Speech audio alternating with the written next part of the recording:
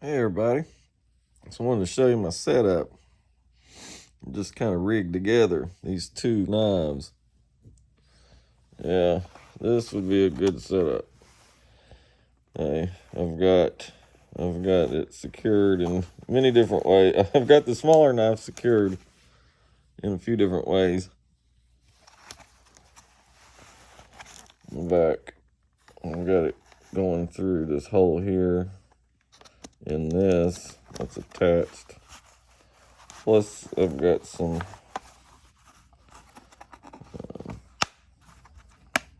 of those, and they go under and around the clip on this sheath. This is Kydex. This is a like a plastic. They call it Secure X sheath, and it's made to fit this knife. But Kydex is a better quality material. But yeah, so I've got them. See, not very thick together. There you go. And got a fire steel. They're attached securely there, but easily accessible. And paracord here, paracord here. Certain bits of paracord here. But okay, let me get them out. Well, see how that comes out so easy.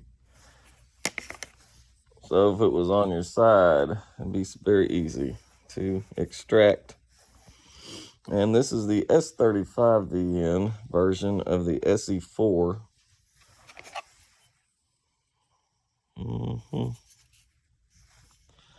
It's the first production run,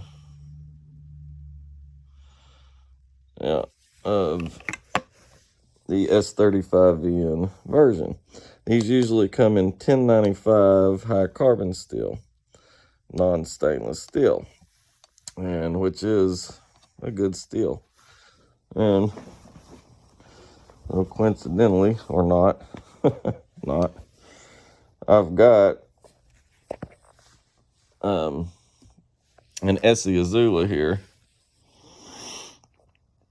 and I've wrapped leather around the handle, kind of in a way that I like. It's on there tight. And yeah, that's 1095. Now they are making these out of S35VN as well now.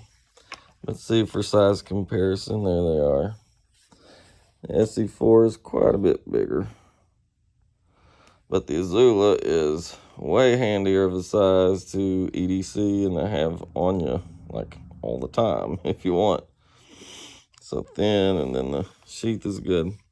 The sheath is like a Secure X sheath like this one, but it holds it in way more rigidly, which I like for this one, because you can mount it upside down and not worry about it coming out. Now this sheath is not as tight. It's a little looser.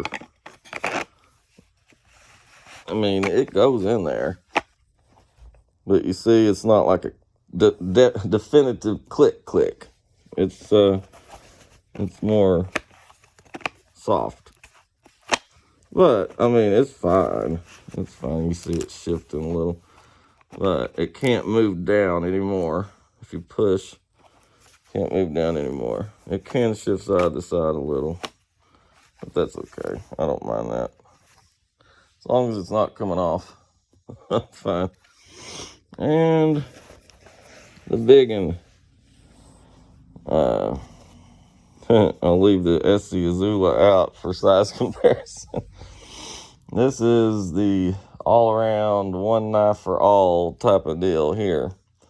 It's a modern rendition of the buoy, a modern buoy design by a man named Zeke Manacho, and it's a Work Tuff Gear brand, and it's called Nomad, the Nomad Camp, because there's a Nomad Field That's smaller, 2 or 3 inches smaller blade, but the same size handle. And it's also a good one as well. It's just slightly smaller. It's got a 7.5-inch blade. This one has a 10-inch blade, but with a 9-inch cutting surface. So a good bit longer. And it's forced patina. It's the forced patina. So this handle, look how thick. This handle is freaking amazing. The ergonomics. Look how the full tang is completely enmeshed in the contours of the handle. Just beautiful and very well done. It's got like this red liner type thing that goes right in between there. And these are G10 handles. It's great. You can kind of choke down if you want to more of a chop, or choke up. Put your thumb there. And still chop if you want and do other things. And then for the finer things, you put your finger here in that choil. Always push downwards, not up, because it'll bite you. Very sharp. And it's got a 90-degree spine, so very easy to use that fire steel. Yeah, I just love this blade. Reverse Tonto there at the end. It got that belly. Just look at that belly. It's pretty. And razor sharp. Both of these are razor blade sharp. And this is SK85 high carbon steel. It rates about 1085 steel, right at about 1085 steel. So this is 1095. So it's not going to be quite as strong, but 1095 will hold an edge slightly better. But this one is a beast of strength. And then you can sharpen it quite easily.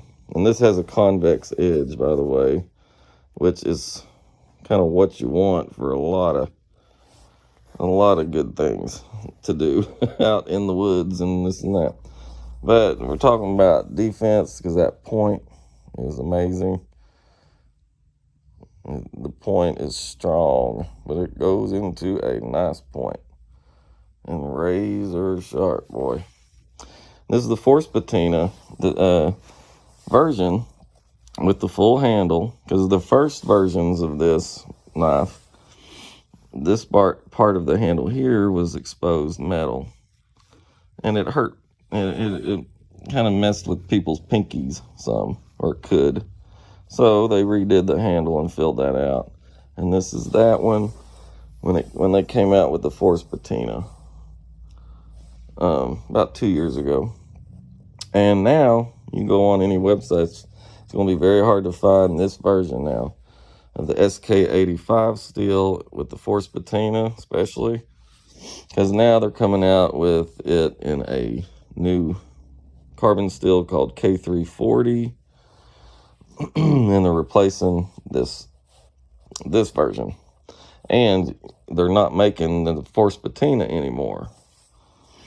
So that sucks, because I think forced patina is the way to go for a non-stainless high carbon steel. Yeah, myself. And it's very rare to see it in a in a production knife of any sort or anywhere, because people don't force patina anything. I think it's great. And that spine,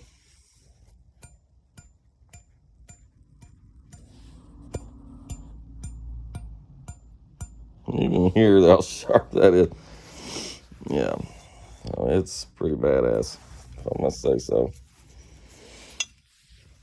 And zoom out. there it is. It's pretty cool. And yeah, for size comparison, it's kind of ridiculous. There's the Azula. Oh, I'll watch that blade on my leg, huh? And there's the SE4. And there you go. And you could have all three together if you wanted. But I think two's good for one sheath system. And then having this one as a EDC. So if you need a stainless steel for a lot of wet stuff, watery, wet, liquidy work, you go with this one. And then if you need something bigger and more powerful, you got this one. So I think these two are a good combo to have together in a outback or wilderness situation. Say, as this is about the size of a small machete, but very, very thick. So I mean, it can do a lot of things.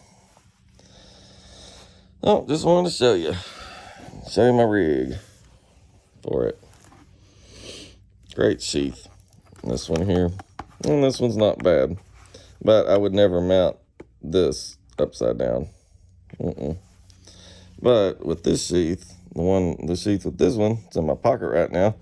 I don't want to get it out, but you can mount it any which way and it'll stay.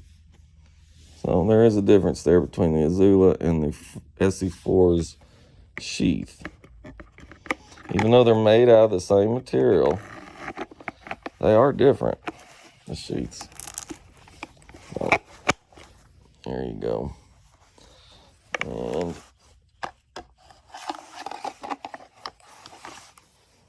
put this back in.